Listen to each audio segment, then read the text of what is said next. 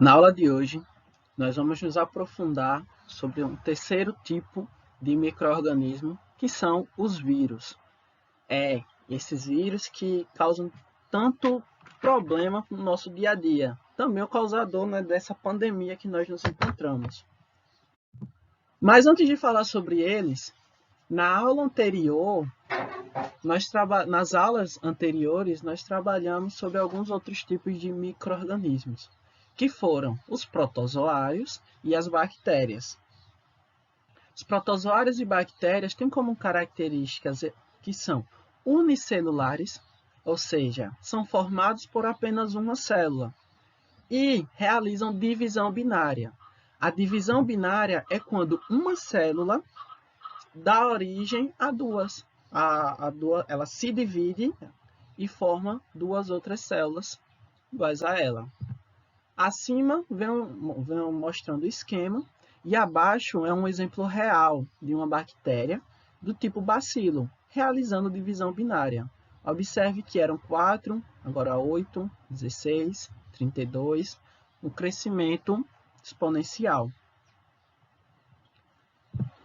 Entre os protozoários, eles são potenciais causadores de doenças.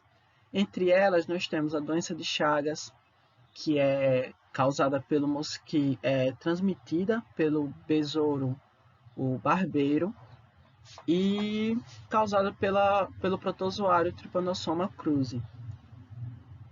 Além da doença de Chagas, nós temos a amebíase, giardíase, malária como exemplos de protozoários, doenças causadas por protozoários. Em relação às bactérias, nós temos o tétano, a tuberculose, a leptospirose e o tifo.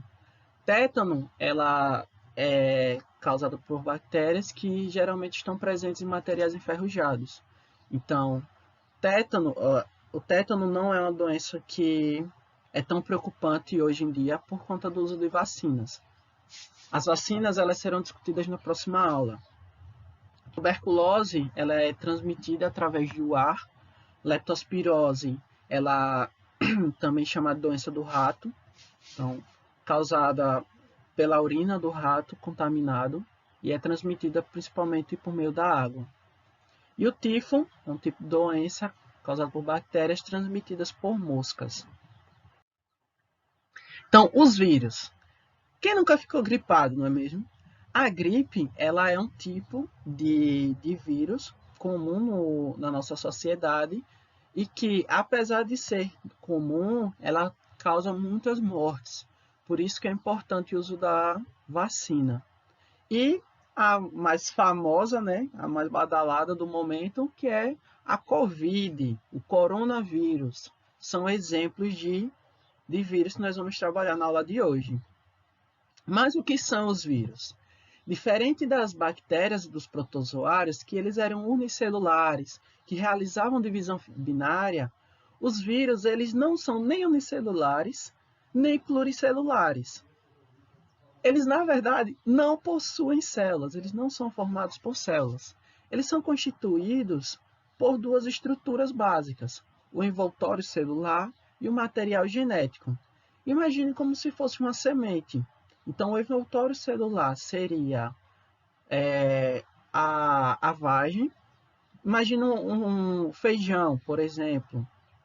Então, o envoltório celular seria a vagem e o material genético seria a semente. Então, o material genético ele está ao redor, o envoltório celular está ao redor, e no núcleo, no centro, nós temos o material genético.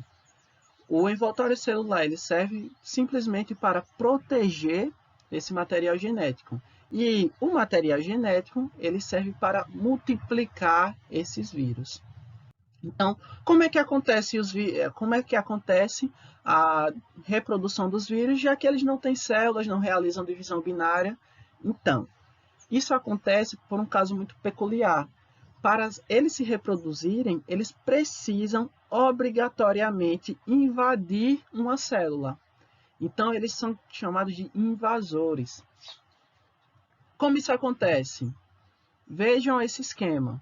Em verde claro, mostra um exemplo de um vírus na qual ele invade uma célula, seu material genético entra em contato com o material genético da célula e faz com que ele seja multiplicado. Ele se reproduz utilizando o maquinário da célula hospedeira.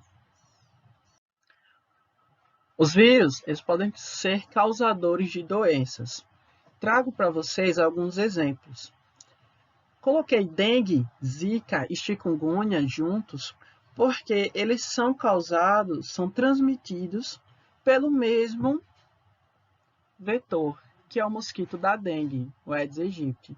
Esse mosquito, ele pode transportar tanto o vírus da dengue, quanto o vírus da zika, quanto o vírus da chikungunya. Por isso que existem medidas preventivas fortes na nossa cidade, no Brasil de maneira geral, para evitar a proliferação, ou seja, a reprodução desse mosquito. Se ele for controlado, então a chance de transmissão, de contaminação por esses vírus diminui. Outro exemplo de vírus é o da catapora. Então, é muito comum as crianças serem expostas e pegarem catapora e, como medida de proteção, o que a gente faz? Deixa a criança isolada, deixa em casa, não sai, não vai para a escola, pode pegar atestado, para evitar que esse vírus ele se propague para outras pessoas. Então, como característica de apresentação no corpo, nós observamos essas espinhas, essas protuberâncias no corpo. Outro tipo de doença causada por vírus é a cachumba. Por fim, o famoso coronavírus. Então, tão prejudicial, né, no nosso corpo. Fácil transmissão, então ele é transmitido por gotículas de saliva, pelo ar.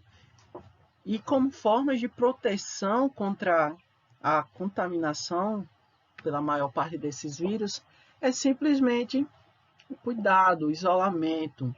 E hoje em dia nós estamos utilizando medidas mais rigorosas, que são o uso das máscaras, não é? É extremamente importante, principalmente para proteção contra doenças que são transmitidas pelo ar. Vocês observam no primeiro quadrado um exemplo de um homem que está sem a máscara. Quando ele tosse, olha a quantidade de partículas, a distância que essas partículas vão. No entanto, quando ele está usando a máscara, essas partículas elas são contidas pela máscara. E, além disso, existem os cuidados básicos, gente. Lavar as mãos com água e sabão. O sabão, ele faz com que... Lembram do envoltório que protege o material genético? Quando você lava a mão com água e sabão, o sabão faz com que esses vírus, esses micro-organismos, eles se desprendam da nossa pele e deixem nossa pele limpa, protegida. Se você lavar a mão só com água, isso não acontece. Então, os vírus, as bactérias, elas não se desprendem da nossa pele. Então, é importante o uso do sabão, o detergente, o álcool em gel, né, que se tornou comum no nosso dia a dia. Com essas medidas básicas, a gente consegue diminuir a propagação desses vírus. E, claro, gente, hoje em dia, o mais eficiente que nós podemos utilizar, que é o isolamento social. Quando nós diminuímos o contato entre pessoas que estão contaminadas com as pessoas que não, nós prevenimos a contaminação, a disseminação desses tipos de vírus, certo? Então, hoje, o que mais se discute é a produção de uma vacina, né? Mas o que vem a ser vacina? Então, isso é conteúdo para a próxima aula. Bons estudos e até a próxima.